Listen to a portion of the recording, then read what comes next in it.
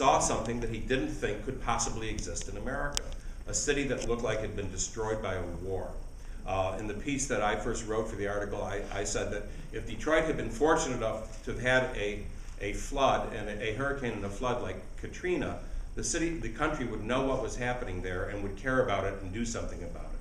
But Detroit's death occurred over many, many, many years. John came back and he said, we have to do something about it. We're journalists. What can we do? Now, being a journalist, I don't have data. I don't have a close study. I don't have numbers. I have impressions, the impressions that came from my own reporting and that of my colleagues over the course of the year. But I'd like to begin with a little bit of history.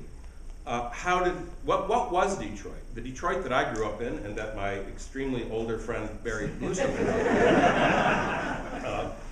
the 1950s was the wealthiest city in the country.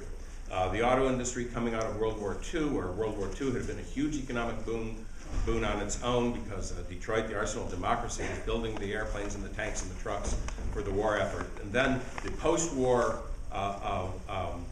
economic boom that the whole country experienced, Detroit was the primary beneficiary of that. As the suburbs began, auto ownership became universal in this country, or nearly universal, and there were only 3 kinds of cars you could buy. You could buy a General Motors car, a Chrysler car, or a Ford car. So the Detroit that Barry and I grew up in was this incredible place. It's hard to think of Detroit as a paradise, but in a way that it was, with elm-lined streets, mile after mile after mile of single homes. It was a city of homeowners, unlike much of the East and the other parts of the Midwest.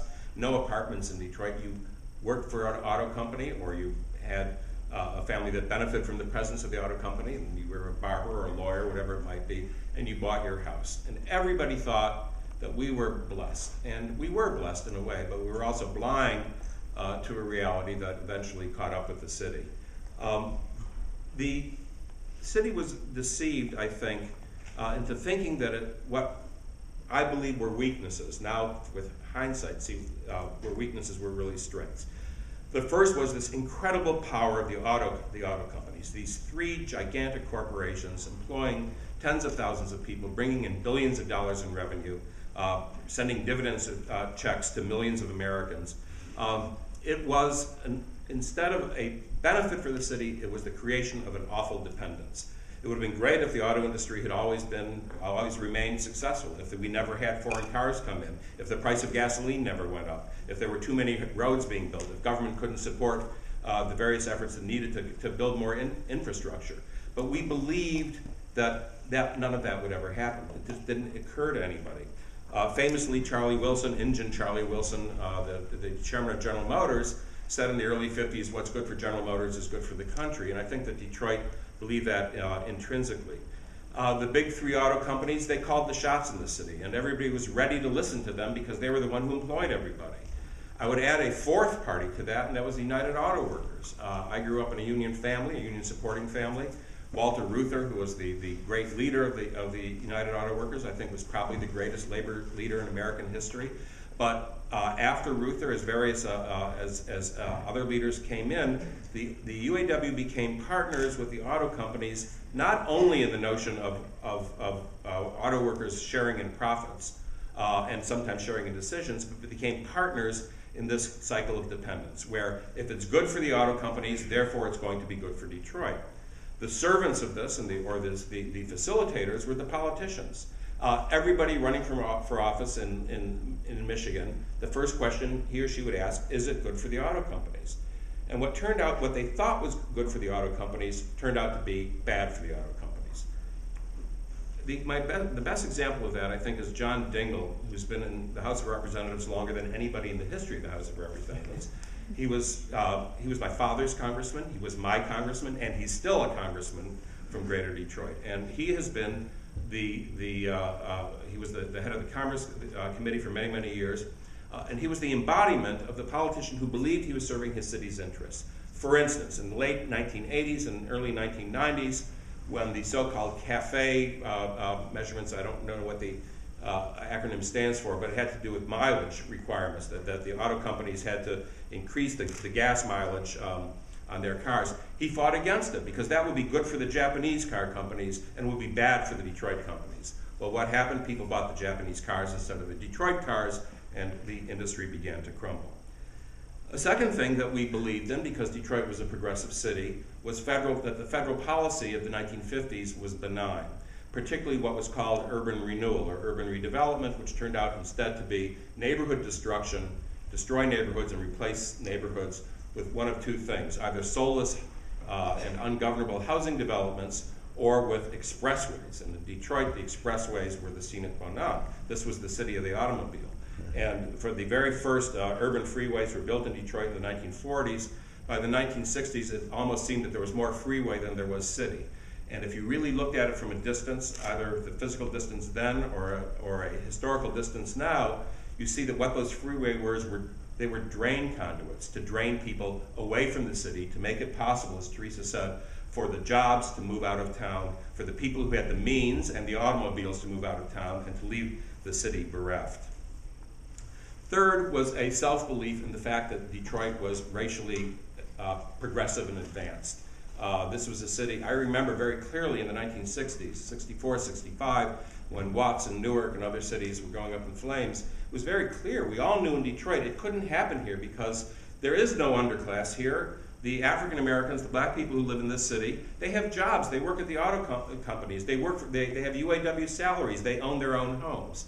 Well, yes, many did, but many did not, and they were invisible to the Detroit power structure, both the white and the black power structure, and the consequence of that was the horrible riots of 1967, which are a clear fulcrum point in the city's history. What's known as white flight had begun in Detroit almost immediately after World War II. But it was white flight in the sense that whites could afford to leave. They weren't running from something particularly, I don't believe. They were seeing an opportunity in the suburbs that was an opportunity available to Americans across the country. So the city, which had a population of 1.9 million in 1950, it began to drop down a little bit. And then the riots came in 1967, and what was a trickle became a flood, to use the cliche. Detroit's population today is less than 900,000. It's less than half of what it was at its peak in 1950. To me, the great symbol of the horrible race relations that existed in Detroit, even though we thought it was otherwise, was a wall that ran from 8 Mile Road, the celebrated thoroughfare celebrated by Eminem, who, if you watch the Super Bowl, is now Detroit's leading spokesman and his answer Chrysler. It was a wall that ran from 8 Mile Road, half a mile down on the west side of the city, and it was to separate a federally funded housing development post-war, which would not have gotten the federal funding had it been integrated. And this wall, 8 feet high, concrete block, separated it from the black neighborhood that was adjacent. And it's still there, and I hope it remains there forever, because it is a symbol of what was wrong in Detroit. So it came apart, and beginning in 1967. The riots were economically destructive, and they were destructive to the relations that people had with one another.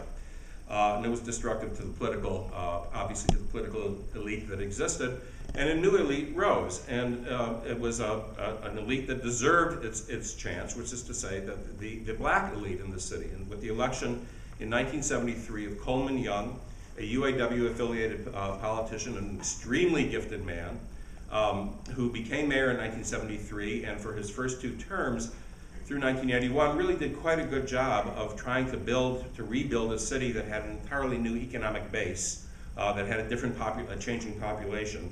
But then he stayed too long. He fought with the suburbs, which remained almost all white. It became a racial war. He said in 1977 that he would consider himself, and this is a direct quotation, a Negro first, a Democrat second. This was a signal to the Democrats in the suburbs that he was not on their side. And it led to a cycle of recrimination that I think has finally come to an end, but that really ripped the city into pieces for more than 20 years. The suburbs refused to cooperate with this man once he said they should all go north of 8 Mile Road, another Coleman Young quotation. These suburbs built walls, psychic walls, financial walls. They didn't want to have anything to do with Detroit, and the more they shrank away from cooperation, the angrier that Young and his associates got. Then there was retaliation. It used to be that if you worked for the city of Detroit, for the police department, the fire department, the school system, you had to live in the city of Detroit. The Republican legislature, dominated by the suburbs, decided that you didn't have to. They passed a law in the 1990s saying you no longer had to live in the city if you worked for the city, and that completed the end of white flight, particularly the uniformed services, which were heavily white, the members of the police force and the fire department, they no longer had to have a stake in the city, and they moved out as well. Then comes it's swinging back the other direction.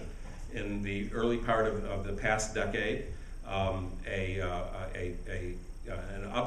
upstate Michigan philanthropist offered the school system, which was in a state of near bankruptcy at the time, $250 million to start charter schools. And the teachers union at the time said, no, only if we can staff the charter schools. And the guy said, no, here's $250 million, and it's going to be run as charters and not part of the school system. The city turned the money down. Now, this was during the tenure of the man who kind of put the cap on it all, Kwame Kilpatrick, another very gifted politician who turned out to be about the opposite. I don't even know how to say it. He's in jail now. So we get to the place where we are today. I'm sure that Teresa had more accurate figures. Roughly, these figures are somewhat unclear. 30 to 35% unemployment in the city. 40% illiteracy rates. A high school diploma in Detroit doesn't mean what a high school diploma should mean. Virtually no tax base, a rapidly shrinking tax base if there is one at all. Collapsed city services, the bus system, which Detroit, of course, never built mass transit because Detroit was built on cars, but there was a somewhat functional bus system. I took a bus to school every day for 4 years in high school. They can't staff it any longer. They don't have the money to keep the buses going. Bus service is down to about 60% of what it had been before. No intra-city bus service to speak of. There's one line. The cooperation, the wall between the suburbs and the city remains. It's a terrible, terrible situation, and it's particularly terrible, not just for those of us who lived there and have fond memories of it. It's worse for those who live there now. The people of Detroit are suffering as people nowhere else in the country, I believe, are as a mass of people. So what can be done? I think there's some good news. The first thing, as Teresa indicated, shrinkage. Everyone talks about shrinking the city. Mayor Dave Bing, elected as a non-politician a couple of years ago, is proving that he's a non-politician because he knows that shrinkage is necessary. He has said this publicly, but he's unable to sell it to the city because there are competing interest groups who don't want to see the city shrink. And there have been a series of community meetings where Bing and his associates go into the community and they talk about this is what needs to be done, and the response is, this is genocide, it's the version of the Comanche Trail of Tears, how can you abandon us, you need to protect us. Now, this is in a city where at its best, nobody in Detroit lived more than 15 minutes from a police precinct, and now there are parts of Detroit that are 8 miles from the nearest police headquarters, and fire protection is similarly spread across the city. We interviewed a woman who lived on a block, hers is one of 2 houses on a block that once had 40 houses on it. She doesn't want to leave, and I understand why she doesn't want to leave, but can the city afford the services there? Can it afford to pick up trash, to maintain the street? Can it afford to have police protection and fire protection? It can't possibly. So shrinkage means saying, we're going to give up on this neighborhood. I know people live in this neighborhood, but we're going to help them by moving them, if they wish, to another neighborhood. And if they don't want to move, there's nothing we can really do about it. It sounds horrible, it sounds heartless, but what we have instead now is an entire city that is suffering without those services and without protection. If you don't have safety, and if you don't have decent schools, you don't have a functioning city, and that's where Detroit is right now. One of the good things that's happening, light rail is finally being developed, and it's being developed as a private project. It's private money, now getting some federal support, to build a light rail system down Detroit's main drag, Woodward Avenue. And there are people who've opposed it in the city and say, well, there's nothing on Woodward Avenue any longer. And there are those who are supporting the light rail project say, if we have a light rail line going down Woodward Avenue, people will come to Woodward Avenue. And I think that there is hope for that. Getting the suburbs involved. Finally, the suburbs are realizing that as Detroit suffers, so do they. Oakland County, to the northwest, one of the wealthiest counties in the country, is now seeing its bond rating trickling down from AAA to AA to A, because to the north is Flint, Michigan, and to the south is Detroit, and they're in between, and the bond agencies know that it is not an island, that the metropolitan area is one connected system. So finally, there is a real incentive on the part of the suburbs to share in making decisions for the whole region. The city is benefiting from the loyalty of some longtime residents, some natives, two in particular, Dan Gilbert, who's the chairman of Quicken Loans, who is employing 2,000 people in the western suburb of Livonia, and he decided he was going to move into downtown Detroit, and he was going to help his employees if they wanted to move into downtown Detroit, to the degree that now that they had to pay the city income tax, he would pick up their income tax as well. And only somebody with that kind of dedication to his hometown will do that. Peter Carmanos, who's the chairman of CompuWare, similarly has moved back downtown. They're bringing in other companies. They're creating business incubators. And they're getting cooperation, or hoping to get cooperation, from a city government that finds it very hard to say, we'll give you tax breaks if you hire people. But I think they have to give tax breaks to create the jobs. I don't think it's going to happen any other way. Mostly they have to tell people things that they don't want to hear about what they can't have any longer and what is something that they can't expect as an entitlement. This is a very difficult thing to say given what's going on in Wisconsin right now, but the municipal unions are kind of killing the city. They have to give up something. It's not the same situation where anybody's suggesting that their collective bargaining rights be taken away from them, but the pension benefits, the pension obligations can't be met. The city is broke. What's the solution? They have to be part of the solution as well. So that's the gloomy story of Detroit that I conclude with fairly an upbeat thought, I hope. When Time went to Detroit, we thought that instead of having reporters kind of parachute in and then come back to New York, we would actually have them living there, and not just living in a suburb and working in a bureau downtown, but we bought a house. We bought a house in a neighborhood called West Village, next to Indian Village, which was probably the nicest neighborhood in the city. A block from the Detroit River, interestingly, a block from the United Auto Workers headquarters. Still a lovely, lovely neighborhood. A lot of police protection is provided by a local neighborhood association.